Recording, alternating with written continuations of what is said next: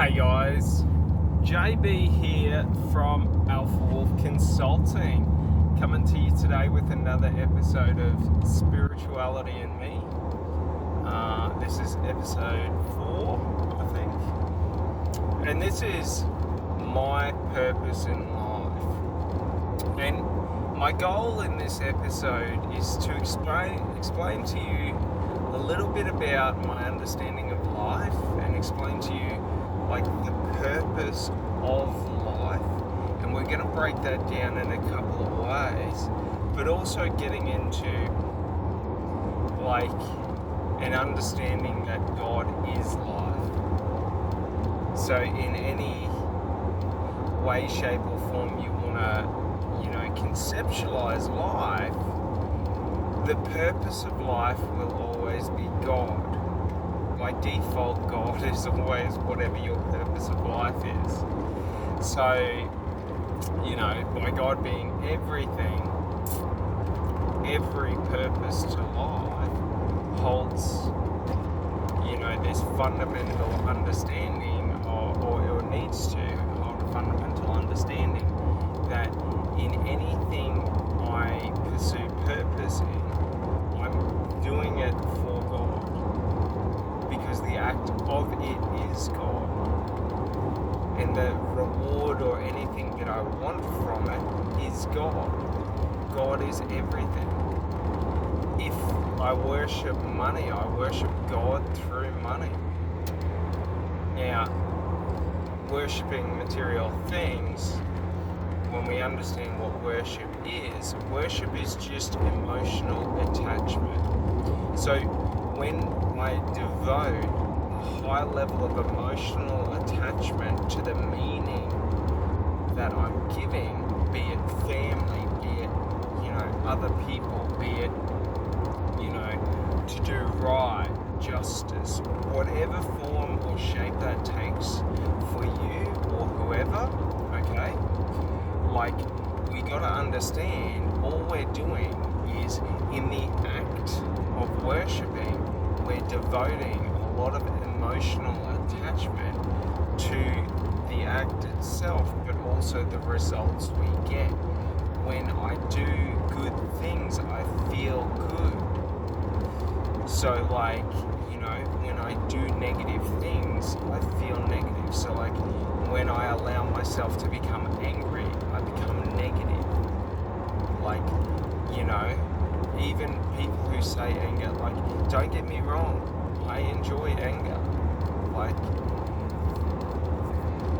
The way I put it is this: there are two wolves in me, and the way I see them is there's the light wolf, Jesus 2.0, and the dark wolf, Aries, the god of war.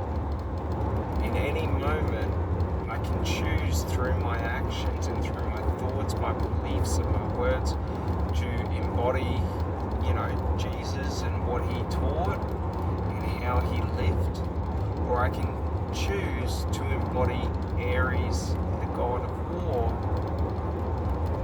and worship destruction and hatred. So we gotta understand, we are neither light nor dark. Neither is right or wrong. So you just gotta understand, who do you want to embody? Do you want to always give people chances and have no fear of being struck? It's a choice to not fear other people. It's a choice to not fear, people doing negative things like cheating or stealing from you. It doesn't make you gullible. What makes you gullible is if you believe people won't, and you're codependent to the point of putting all your trust and giving away your trust. It's okay if people cheat and steal from me. Go for gold. Just know, the second time round, you don't meet Jesus, you meet Aries, the god of war. So prepare to do battle, because to get past me, you have to defeat me. And that's an important understanding, is that, like, I can forgive you and never give you the opportunity to fuck with me again. So I can keep you at an arm's length and hold peace in my heart. But should you step towards me, I'm only ever going to attack. Do you understand? Like, we can defend ourselves without the need of fear. And it comes from having an understanding that we don't need to be afraid. Because, like, everything in the universe, everything in reality and existence is God. You are God. I am God. Like, to understand this is to understand I'm never disconnected from my environment. And should I have to fight battles alone, just know I am Legion. I am all that have ever fought battles. I am those who held on to hope when there was no hope, who fought fear to stand. Do you understand? In any moment in life, we are connected to everyone who has ever existed through energy. And energy is the form of thought. Energy is the form of consciousness. Our conscious is linked to the consciousness of the universe, of life. So in any moment, we can connect to whoever we feel we need strength from. And just know, to fall, you're caught. You're like, if you die defending yourself in a battle alone against insurmountable odds, just know every warrior who has ever lived will be there with you, for they would never miss one of their own standing against a tidal wave of enemies. Think Leonidas and the 300 standing against the Persians. Like, you don't stand to survive, you stand to imprint a value, so that they know that even if you take me down, it's okay. Like, the point in an unwinnable situation, okay, and life is an unwinnable situation. There's nothing to win. In life, death is reality. There is no escaping death. It's an unwinnable situation to try. So you could fear that and try and extend however long death may be, and try and avoid death at all options, and live in a life of fear, always fearful that someone could take your life away. Or like the Spartans, you could understand that when survival is not an option, the only option is the fight. So when you're in an unwinnable situation, enjoy the fight and just fight. And it's not that you're fighting against life, it's not that you're fighting against them, but you're fighting against yourself to give in to fear. That is where strength is. Like, that is why we fight, to protect other people so they don't have to live in fear. And many of our governments are evil in the sense that they prey on the weak, they are predatory in the action, in the name of being righteous and just. And that's the thing, we all know internally what is right and what is just for us. And that's what we have to defend. That's what we uphold, however we do it. Violence is always the last resort. For to go with violence means all other opportunities diminish. Like, if you strike upon me, I will forever assume a second blow is coming. Do you understand? You will never get the chance to strike me twice. And if I have belief that you will strike again, I will strike first and viciously. There is no recourse. And we see this being played out in wars where the governments are viciously striking at civilians and innocent people to cause fear so that they have compliance. This is tyranny. Like, to any soldier that kills innocents intentionally, they will understand in death the hatred they have prevailed, what they have perpetuated. Because understand, in death, we meet all the other consciences that we met in life. For we become the collective. They are us. So anything you perpetrate onto another is something you perpetrate onto yourself. It just may take until your death to be realized, but be realized it will. All the good you do in death, you will receive back because you were doing it to yourself. This is an important understanding, because in life, part of being a community or in communities, we all have the onus and the responsibility in our own way to protect and serve those around us. While our governments have destroyed and disjointed our communities, and we have played our part,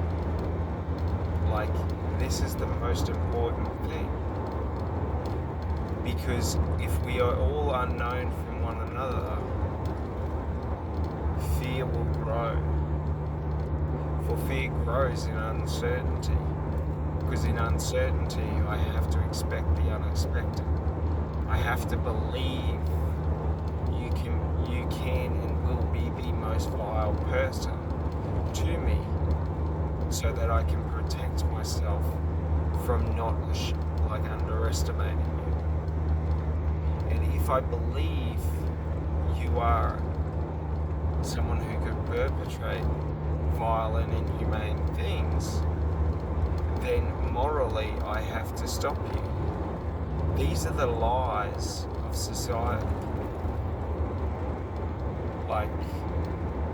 We should all walk without fear, because we should all believe that we will all stand and fight for what we think is right, for justice that we believe. And it's very important to understand this, because we have such a two-dimensional understanding of fighting. Fighting means so much more than just outward aggression. You can be outwardly aggressive without raising a hand. You can take blows and intimidate others. The thing is, if every time you strike me, my smile grows a little bit more, my eyes lock in, I become more excited, soon you will fear what comes next. Understand, I don't have to forcibly enforce fear on others.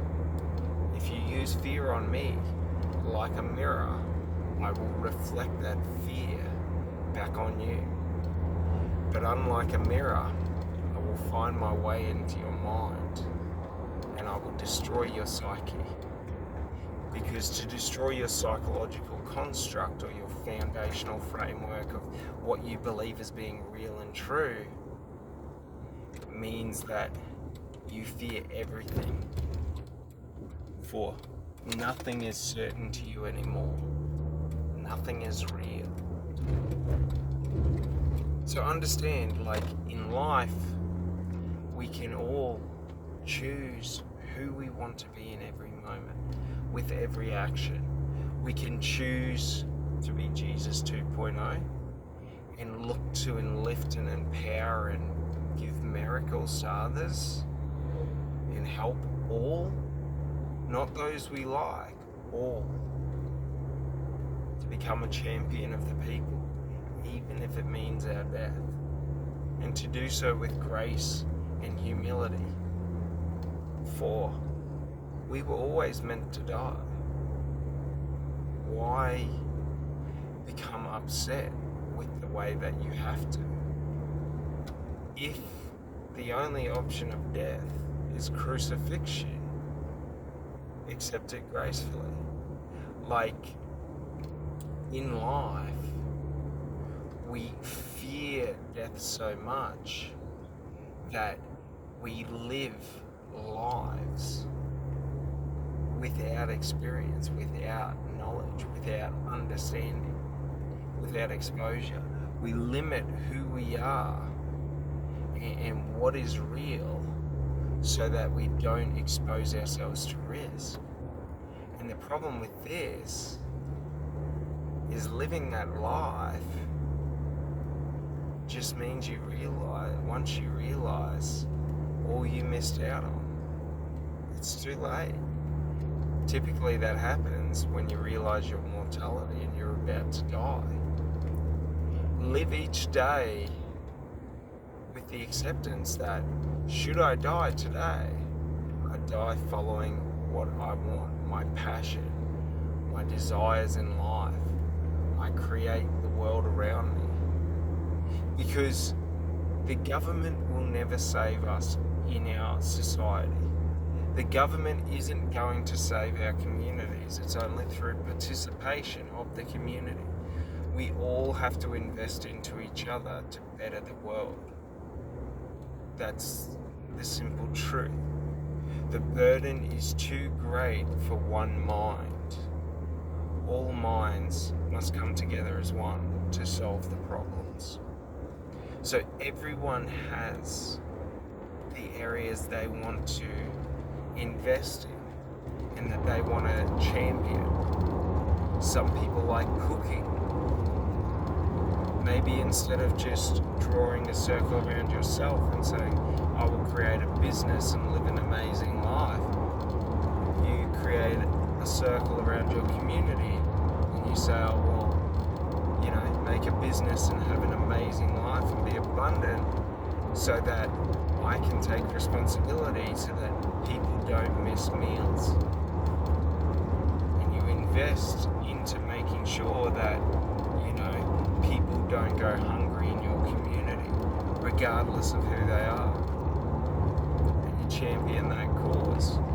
Understand this, the community will want to support no other. They will only support you. For if you support the community will support you.